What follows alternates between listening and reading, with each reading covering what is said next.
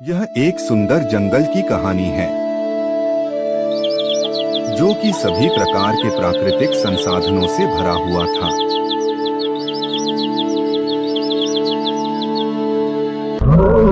जहाँ का राजा एक शेर था जिसका नाम था डेनेरियस।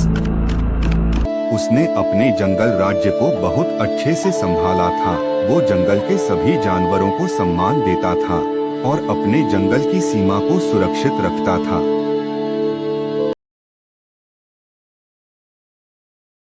एक बार शहर से एक साइंटिस्ट आया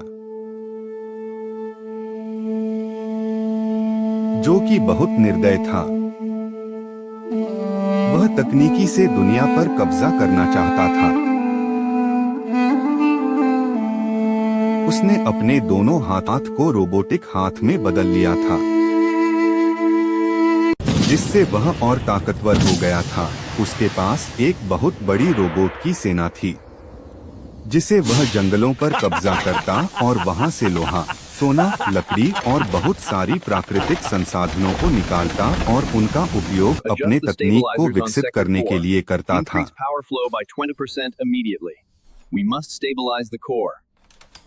जिस जंगल में डेनेरियस रहता था उस जंगल में यूरेनियम की मात्रा बहुत ज्यादा थी। डस्टिन यूरेनियम को निकालकर उससे नए हथियार बनाना चाहता था जो कि दुनिया का विनाश कर सकती थी। इस जंगल में एक हिरण था। वह जंगल के किनारे पर स्थित तालाब में पानी पी रहा था। तभी उसने जंगल के पीछे की ओर कुछ लोगों को बात करते हुए सुना। उसने देखा कि कुछ अधिकारी और कुछ गांव वाले और बहुत सारे रोबोट खड़े दिखाई दे रहे थे।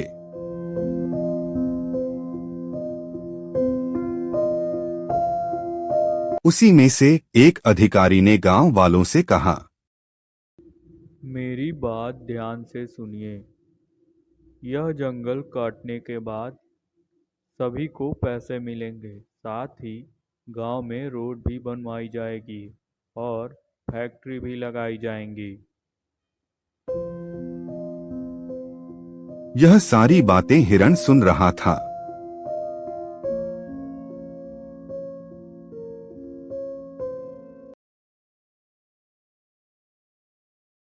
उस अधिकारी की बातें सुनकर गांव वाले जंगल को काटने की मंजूरी भी दे देते हैं।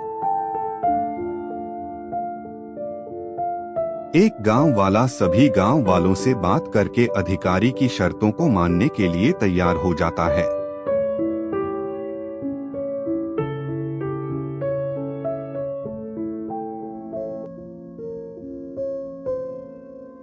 वह कहता है, जैसा कि आपने कहा, हमने गांव वालों को मना लिया है, पर गांव वालों ने एक बात साफ कही है कि आप सभी को अपनी शर्तें भूलनी नहीं है।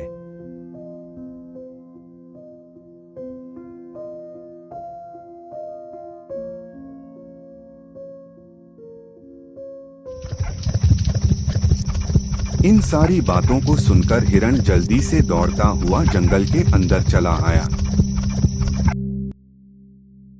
जैसे ही वह जंगल में पहुंची, उसने सभी जानवरों को आवाज लगाई। वह हांफते हुए बोली, सुनो दोस्तों, हमारा जंगल अब खतरे में है। तभी बंदर बोला, शांत हो जाओ और आराम से बताओ कि आखिर हुआ क्या है। वह बोली, वहाँ नदी के किनारे कुछ लोग गांव वालों से जंगल को काटने की बात कर रहे हैं। सभी जानवर यह सुनकर हैरान हो गए। हिरण फिर बोला, गांव वाले इसके लिए तैयार हो गए हैं। जल्द ही हमारे घरों को काट दिया जाएगा। हमें कुछ ना कुछ करना होगा अभी। बातचीत करने के बाद वह इस नतीजे पर पहुंचे कि हमें अपने राजा डेनेरियस को यह बात बतानी होगी।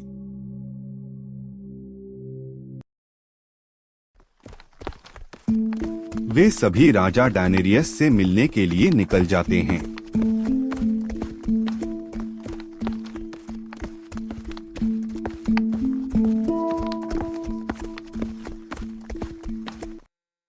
मेरे महाराज, बहुत अनर्थ होने जा रहा है।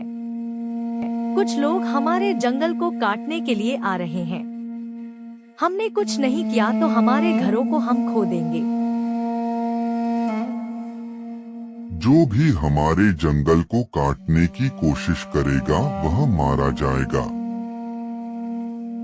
नहीं नहीं महाराज, मैंने सुना है कि उनके पास हथियार है और आदमी जैसे दिखने वाली मशीन भी है जो काम को बहुत जल्दी जल्दी करते हैं। तब लोमड़ी बोला, फिर तो हमें प्लान बनाकर उन्हें हराना होगा। उन्हें यह चीज नहीं पता थी कि उनका सामना डस्टिन जैसे खतरनाक और ताकतवर इंसान से है। वे सभी एक प्लान बनाते हैं। वह बातें कर ही रहे होते हैं कि तभी एक चिड़िया वहां पहुंच जाती है। डस्टिन के बारे में बताती है। वह कहती है, तुम लोग जितना आसान समझ रहे हो यह काम उतना आसान नहीं है। वह उससे ज्यादा खतरनाक है। जो यह काम करवा रहा है उन सभी लोगों का मालिक का नाम डस्टिन है। वह एक खतरनाक इंसान है। उसने एक दिन में पूरे जंगल को काट देने की ठान ली है। उसके पास गाड़ियां और खतरनाक हथियार है। डैनेरियस और जंगल के सभी जानवरों ने उस चिड़िया की बात ध्यान से सुनी। अब उन्होंने एक नई रणनीति बनाई कि जंगल के सभी जानवर एक जैसे दिखने वाले रोबोट का ध्यान भटकाएंगे और डैनेरियस इसी समय डस्टिन को मार देगा। अगले दिन डस्टिन अपनी सभी रोबोट्स को लेकर जंगल को काटने लग जाता है। सभी रोबोट्स पेड़ काटने में लग गए। सभी जानवर अपने प्लानिंग से हमला करते हैं। डस्टिन ने ऐसा देखते ही अपने हथियार से लैस गाड़ियों से हमला शुरू कर दिया। उसके लगातार बम और मिसाइलें मारने से जंगल तबाह हो रहा था। डैनेरियस ने फैसला लिया कि अब वह डस्टिन को खत्म कर देगा। उन दोनों के बीच लड़ाई होती है। शुरू में डस्टिन हावी होता है,